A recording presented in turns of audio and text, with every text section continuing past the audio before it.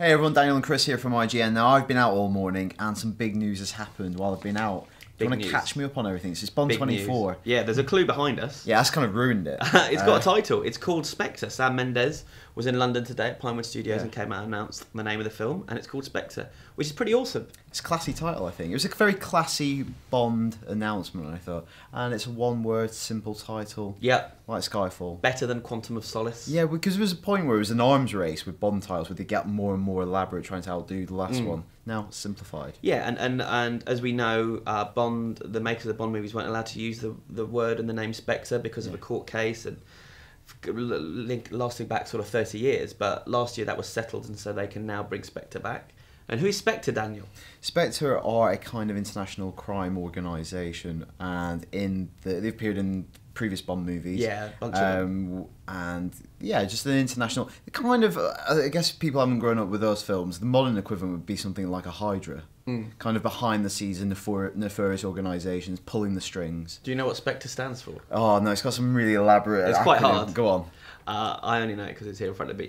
Special Executive for Counterintelligence, Terrorism, Revenge and Extortion. Yeah, they really wanted to spell Spectre, didn't they? That covers all your criminal bases. All my favourite things. So I guess we know who the baddies are going to be in this movie. Yeah, because it was like in the previous films, in Quantum of Solace, basically Quantum were kind of a Spectre-like organisation, but I think Quantum of Solace wasn't, a big success like Casino Royale was. Yeah. So that kind of, as a storyline, kind of faded away, and they kind of reset again.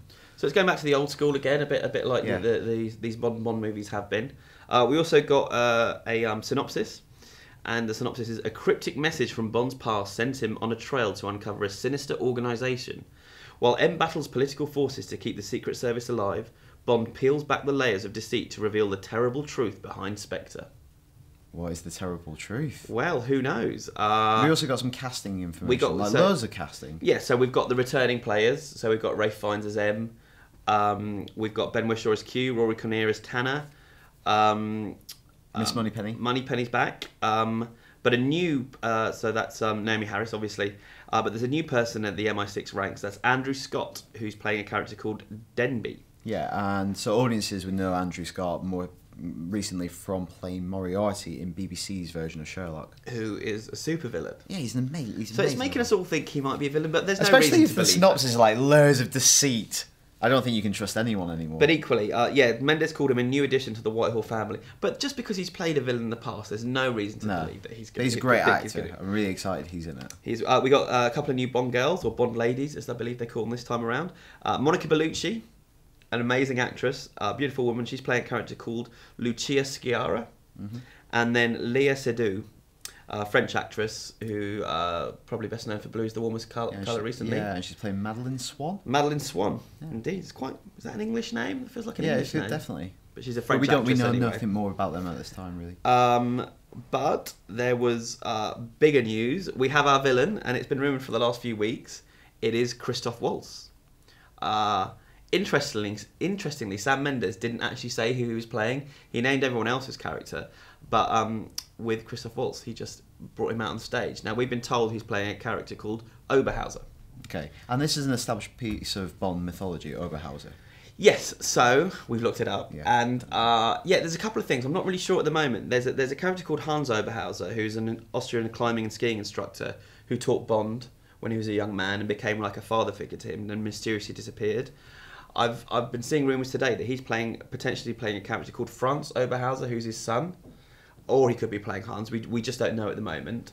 But of course, the rumours have been kind of building up for the last couple of weeks that he's playing Blofeld. And especially if you give a film that title, is that going to be maybe a big plot twist? It can't be a big plot twist when everyone's already talking about it before they even announced the film. Yeah. So there's going to be more to it than that, I think. Yeah. But Blofeld is like the big arch villain of the Bond series, which I think we've lacked for a long time. And I think if they're introducing Spectre, with Spectre, it sounds like we're continuing on what they did with Skyfall. Exactly the same writing team are back. Obviously, Sam Mendes is back. I think they're trying to like give the Bond universe a bit of continuity and world building, which it's not really had for a lot of years. Like in the Brosnan years, those are standalone movies. Yeah. There's no bigger picture being built, and I feel like if you're introducing an organisation, you maybe need that villain. I think they're trying to like lay down some important foundations for the series going forward. I mean, they did fool us before with Naomi Harris. We didn't know she was Moneypenny until the very end of Skyfall. And it's happened a couple of times recently. Obviously, probably a prime example is Benedict Cumberbatch playing John Harrison in Star Trek Into Darkness, and it turning out to be someone else. And I don't know. Do you think it would be silly for them to do that after it didn't really work? I didn't think in the Star Trek. Yeah, I actually remember going into Skyfall, everyone thinking, oh god, Javier Bardem's character even could be Blofeld. Yeah. I think Blofeld's been absent from the Bond universe for so long. Everyone's just waiting for him to come back. Because I remember people saying that about Bardem. Because there's always the chance that there'll be no Blofeld in this film, and that they'll introduce him down the line. But we do know one of the other bad guys in the film. We do. He's we're big fans. Favourite of ours. It's Dave Bautista. Dave Bautista, who plays Drax in Guardians of the Galaxy. He's going to be a kind of a henchman, I guess. Mr. Hinks. Mr. Hinks. Yeah. It sounds threatening. It's a good henchman name. Big fans of him. Big fan of that casting. So behind the scenes, John Logan's writing alongside Neil Purvis and Robert Wade. I think we knew that. Roger Deakins isn't doing cinematography this time. It is the Interstellar cinematographer Hoyt van Hoytema. Yeah.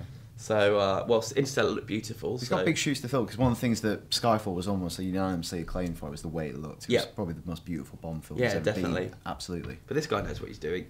They have announced some of the locations. So it starts filming on Monday at Pinewood in London, and they're going to go to Mexico City, Rome, Tangier, and Erfu in Morocco. But also, they will be heading to Austria. So there's going to be some skiing in this one, I think, which is the Bond movies are famed for. Also, that links back into what kind of Mendes did with the first Skyfall, taking it back to his ancestral home, poking around the fact that he was this orphan who found a kind of, M was kind of a stepmom to him, and I feel like they're going to be delving back more into that character and his history to kind of fill in the origin stories for a modern audience, which they've not done. And Christoph Waltz is Austrian. Yeah. So that would kind of make sense to tie back in to the Hans Oberhauser backstory, wouldn't it? That they know each other. Those are the lost Bond years that we don't know much about on the film. Cool. So that was pretty much everything that was announced today. And he got a new ride as well. He got the DB10, Aston Martin. Which looks very slick. And Daniel Craig was wearing a purple jumper, which I didn't think Bond would wear. I wasn't impressed with that. I thought it was a navy blue. I thought it was very fetching, Chris. Really? Yeah, so when can we see Spectre? So, Spectre is coming out on October 23rd, 2015 in the UK, and November 6th, 2015 in the States, which is actually a really tight turnaround. Yeah, because they start shooting on Monday. Yeah, but that's much less than a year to make something that big. Maybe not a lot of CGI, a lot of practical effects. Saves time, Chris. Yep. Okay, so that's everything we know right now on Bond 24, aka Spectre. For everything on James Bond until now, and when it comes out, stay right here on IGN.